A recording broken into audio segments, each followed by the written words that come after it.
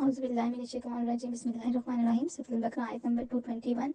वाला और ना तनकीहु निकाह करो अल-मुश्रिकाती मुश्रिक औरतों से हत्ता यहाँ तक कि युमिन्ना वो ईमान ले आए, और मुश्रिक औरतों से निकाह ना करो यहाँ तक कि वो ईमान ले आए। इसकी देख लेते हैं एक्सप्लेनेशन कि ज़हूर इस्लाम के वक्त इस्लाम और कुफर का नजरियाती इख्तिलाफ तो खुलकर सामने आ गया, लेकिन खानदानी ताल्लुकात का यकदम तोड़ देना मुनासिब नहीं था। इसलिए इब्तदाई दौर में मुसलमानों और काफिरों के दरमियान शादियां होती रहीं, लेकिन मदीना मुनव्वरा में जब इस्लामी सल्तनत कायम होगी तो ये आयत नाजिल हुई कि अब कोई मुसलमान मर्द या औरत किसी काफिर मर्द या औरत से शादी नहीं कर सकता, क्योंकि कुफार उन अमाल की तरगीब देते हैं जो इंसान को जहन्नुम की तरफ ले जाते हैं, और वो इस्लाम इन अमाल की तलकीन करता है जो इंसान को जन्नत का मुस्तहिक बनाते हैं। लिहाजा दोनों की राहें जुदा हैं, इनका एक साथ चलना मुमकिन नहीं है। नोट, अहले किताब औरत के साथ शादी का हुक्म सूरह अल-माइदा आयत नंबर 5 में मुलाहिजा करें। अहले किताब औरत के मतलब कुफर तो काफिर तो वह जो मानता ही नहीं है इस्लाम को। अहले किताब जो किसी एक इस्लामी किताब को तो मानते हैं लेकिन कुरान पाक को ना माने, ठीक है, वो अहले किताब होते हैं। तो उनके साथ शादी का क्या हुक्म है वो हमें नेक्स्ट सूरह अल-माइदा में बताया जाएगा। जी नेक्स्ट देखते हैं। वला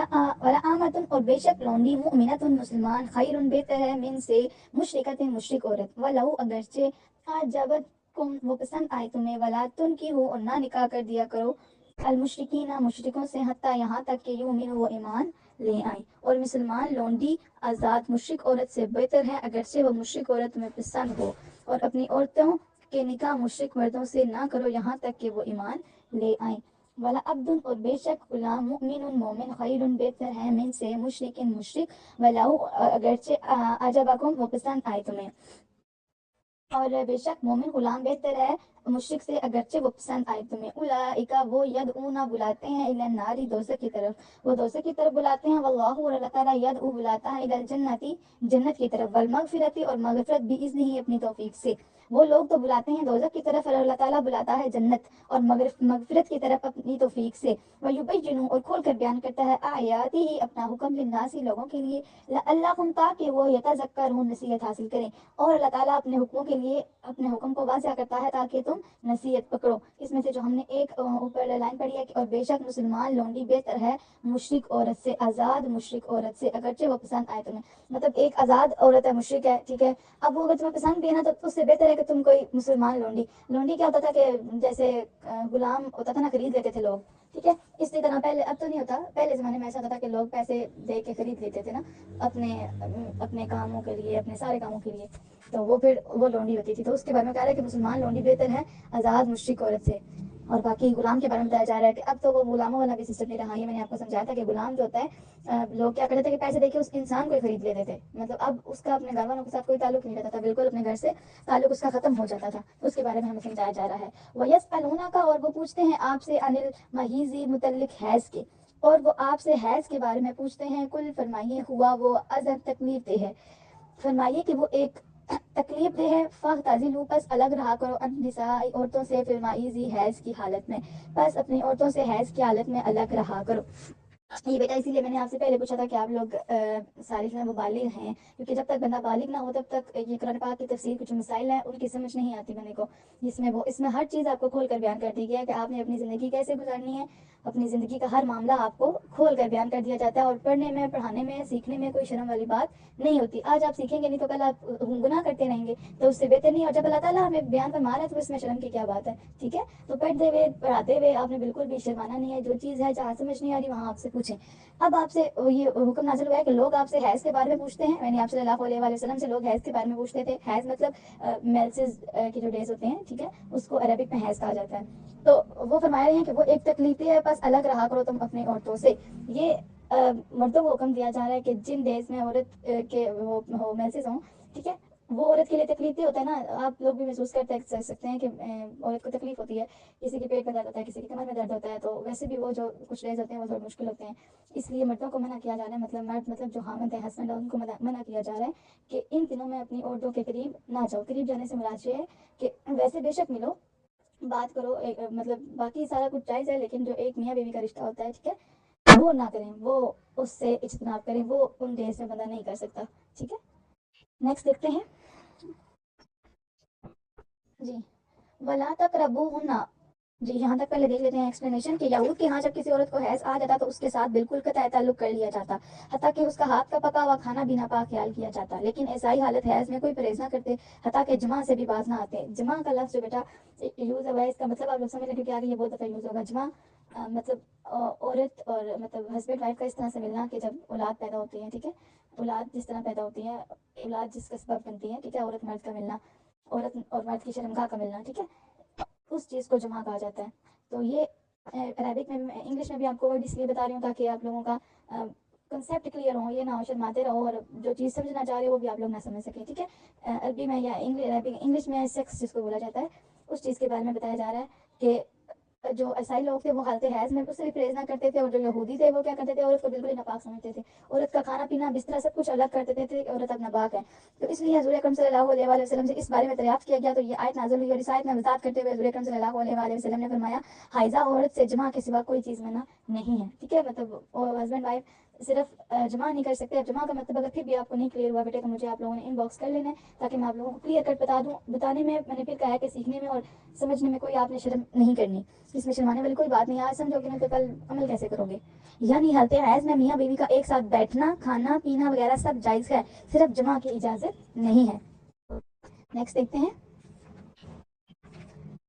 ولا تقربوہن، اور نہ نزدیک جایا کرو ان کے، حتیٰ یہاں تک کہ یطہرن، وہ پاک ہو جائیں، اور ان کے نزدیک نہ جایا کرو یہاں تک کہ وہ پاک ہو جائیں۔ پاک ہونے کے بعد مطلب جب 7 to 8 days بعد ہم لوگ غسل کرتے ہیں، اور نزدیک جانے کا مطلب بھی آپ کو سمجھ آ گیا نا کہ ویسے وہ آپس میں بات کر سکتے ہیں، ایک دوسرے کے پاس جا سکتے ہیں، لیکن جمع کے معنی میں بتایا جا رہا ہے کہ جمع نہیں کرنا یہاں تک کہ وہ پاک ہو جائے۔ فَإِذَا، پھر جب تطہرن، وہ پاک ہو جائیں، فَأْتُوهُنَّ، تو جاؤ ان کے پاس، من حیث، جیسے امرکم اللہ، حکم دیا ہے تمہیں اللہ نے، ان اللہ، اور جب وہ پاک ہو جائیں تو پھر جاؤ ان کے پاس جیسے حکم دیا ہے تمہیں اللہ نے، ان اللہ، بے شک اللہ، یحب، دوست رکھتا ہے، التوابین، بہت توبہ کرنے والوں کو، یحب، اور دوست رکھتا ہے المتطہرین، صاف ستھرا رہنے والوں کو، اور بے شک اللہ دوست رکھتا ہے پاک صاف رہنے والوں کو، اللہ تعالیٰ دوست رکھتا ہے صاف ستھرا رہنے والوں کو۔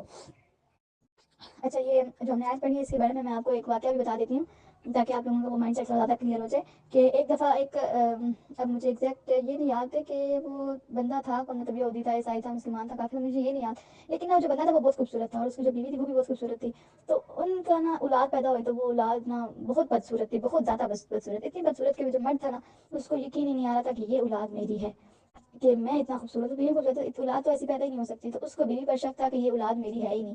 مطلب یہ اولاد کسی اور کی ہے، یہ میری ہے ہی نہیں۔ تو وہ اپنا یہ جو قصہ تھا وہ لے کے گئے، اب مجھے یہ بھی یاد ایگزیکٹ کہ صحابہ کے پاس لے کے گئے، حضور اکرم صلی اللہ علیہ وسلم کے پاس لے کے گئے، لیکن ہے جن اللہ والوں کے پاس لے کے گئے، انہوں نے پوچھا کہ اس مرد نے کہا کہ یہ ہماری اولاد ہے، یہ اتنی بدصورت ہے کہ مجھے تو یقین ہی نہیں ہے یہ میری اولاد ہے، تو مجھے اس عورت پر شک ہے، میں نے اپنی بیوی پر شک ہے کہ مطلب یہ اولاد میری نہیں ہے، یہ کسی اور کی اولاد ہے۔ تو اس پر اس نے کہا کہ آپ مجھے بتائیں کہ میں اب کیسے پتا کروں کہ میری اولاد ہے، اور اگر یہ میری ہے تو یہ اتنی بدصورت کیسے ہو سکتی ہے۔ تو انہوں نے پوچھا کہ کیا تم حالت حیض میں اپنی بیوی سے جمع کرتے تھے، تو اس نے کہا جی ہاں۔ تو پھر انہوں نے فرمایا کہ جو حالت حیض میں جمع کرنا گناہ ہے،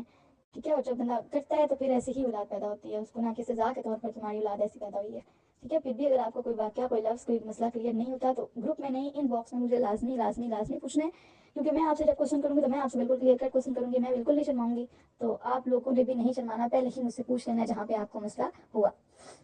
پھر دیکھتے ہیں نساؤکم، تمہاری بیویاں، حرث، کھیتی، لکم، تمہارے لیے، تمہاری بیویاں تمہارے لیے کھیتی ہیں، فأتوا، سو تم آؤ،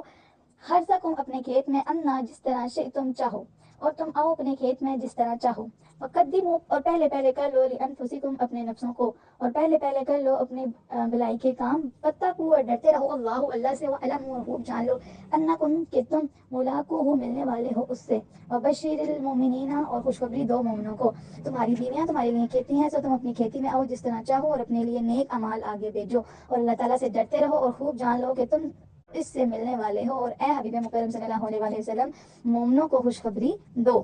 اب یہ جو اوپر بیان کیا جا رہا ہے کہ تمہاری بیویاں تمہارے لیے کھیتی ہیں، سو تم آؤ اپنی کھیتی میں جس طرح چاہو، بیٹا یہ بھی جمع کے بارے میں کہا جا رہا ہے کہ جو بیویاں ہیں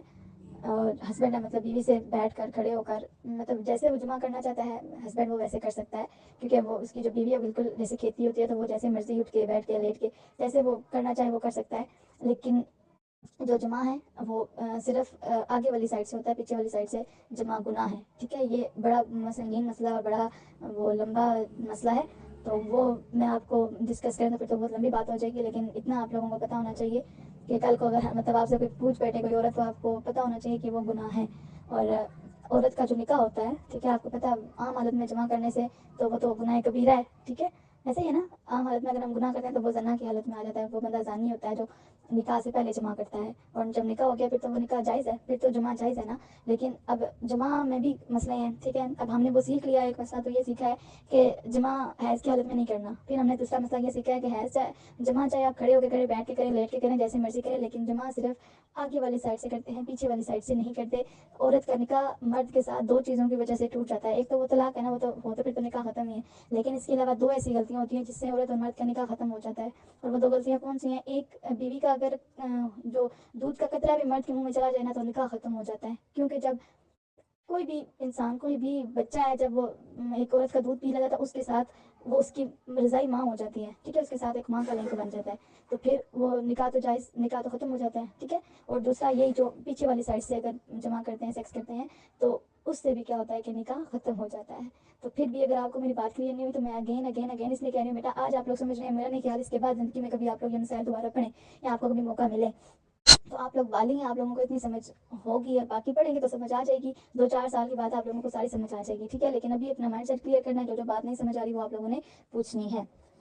کیونکہ دیکھیں اسلام میں تو یہ ہے کہ جب عورت لڑکی بالغ ہو جائے تو اس کی شادی، اب وہ شادی کرنے کے قابل ہے جب وہ بالغ ہوگی ہے، ٹھیک ہے، تو یہ شادی کے مسائل ہیں، تو آپ لوگ بالغ ہیں تو آپ لوگوں نے یہ مسائل سیکھنے ہیں، ٹھیک ہے، اس میں شرمانا نہیں ہے، اس میں گھبرانا نہیں ہے، اور نہ ہی اس میں آپ لوگوں نے مطلب وہ شرم کرنی ہے کہ یہ ہم کیا پڑھ رہے ہیں، ٹھیک ہے، یہ تو آپ کی زندگی کے مسائل ہیں، اور یہ تو ایک پڑھے لکھے کو ان پڑھ سے فرق پتہ لگتا ہے کہ پڑھے لکھے کو یہ چیزیں سمجھ ہوتی ہیں کہ کیا کام جائز ہے کیا نہیں جائز، اور ان پڑھ تو ان کا تو وہ ایسے ہی ہے نا، جن کو نہیں پتا وہ کیا ان کو پتا کہ یہ کرنے سے نکاح ختم ہو جاتا ہے، نکاح ہی ٹوٹ جاتا ہے، اور نکاح جب ٹوٹ گیا اور پھر جب وہ ایک دوسرے کے ساتھ ہیں وہ تو کتنا بڑا گناہ ہے، وہ تو پھر زانی کی حالت میں آ جاتے ہیں، زنا، اور زنا کے بارے میں آپ نے سنا ہے کہ زنا کتنا بڑا گناہ ہے، وہ ہم شاید آگے پڑھیں بھی، ٹھیک ہے، تو جہاں پہ سمجھنا ہے وہاں پہ آپ لوگوں نے مجھ سے لازمی پوچھنا ہے۔ نیکسٹ دیکھتے ہیں،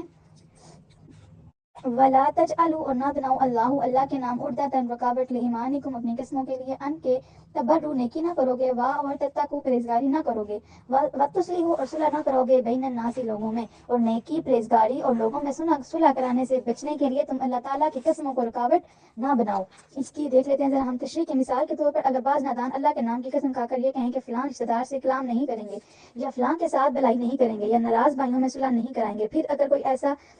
کوئی انہیں اس پر نظر ثانی کی ترغیب دے تو وہ کہتے ہیں ہم نے یہ کام نہ کرنے کی قسم اٹھا رکھی ہے، لہٰذا اب اگر ہم یہ کام کریں گے تو ہماری قسم ٹوٹ جائے گی۔ اس آیت پر یہ بتایا گیا ہے کہ اللہ تعالیٰ کے پاک نام کو نیکی نہ کرنے کا ذریعہ نہ بناؤ،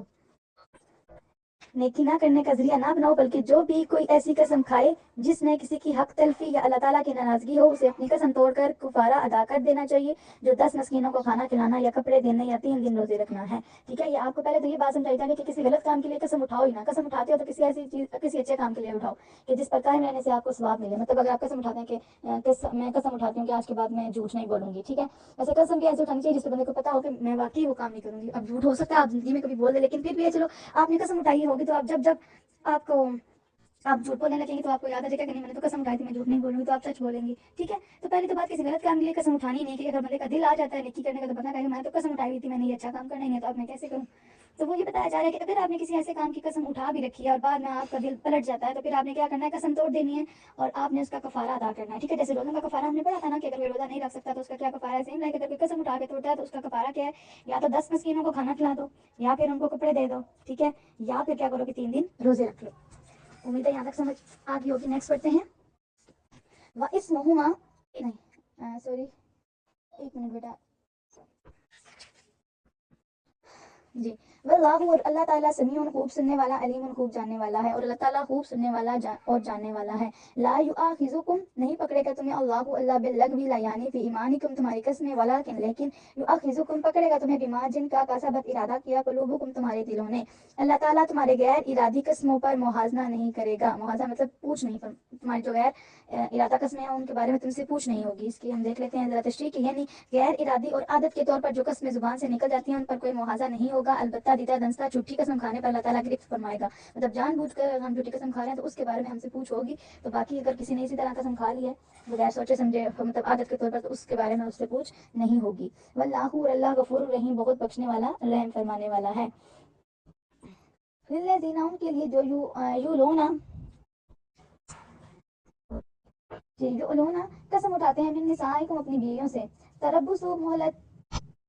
اربعۃ، 4 اشہر، ماہ، جو لوگ اپنی بیویوں کے قریب نہ جانے کی قسم اٹھا لیتے ہیں ان کے لیے 4 مہینوں کی مہلت ہے۔ اس کا دیکھ لیتے ہیں ہم ذرا ایکسپلینیشن کہ اگر کوئی شخص قسم اٹھا لے کہ اپنی بیوی کے قریب نہیں جائے گا تو اگر 4 ماہ کے اندر اس نے قسم توڑ دی تو اس کا نکاح بحال رہے گا اور مرد کو قسم توڑنے کا کفارہ ادا کرنا ہوگا، اور اگر 4 ماہ گزرنے کے پر بھی قسم نہ توڑے تو یہ اس بات کی دلیل ہے کہ شوہر نے طلاق کا عزم کیا ہوا ارادہ کیا ہوا، لہٰذا از خود نکاح ٹوٹ جائے گا۔ اسلام اس ظلم کی اجازت نہیں دیتا کہ عورت نکاح میں بھی رہے اور حقوق و زوجیت سے بھی محروم رہے۔ امید ہے آپ کو یہ سمجھ آ گئی ہوگی کہ اگر کسی نے قسم کہی ہے نا کہ میں نے اس عورت کو بلانا ہی نہیں ہے اور 4 مہینے ہو گئے عورت ناراض ہے اور مرد نے اسے رابطہ نہیں کیا تو 4 مہینے بعد اگر مرد نے قسم نہیں توڑی تو نکاح خود بخود ٹوٹ جائے گا، وہاں پہ طلاق کی ضرورت نہیں پڑتی۔ یہ جو مسائل پڑھ رہے ہیں ان کو یاد رکھنا ہے اور جہاں پہ سمجھ نہ آئے ان کو پوچھنا بھی ہے۔ نیکسٹ دیکھتے ہیں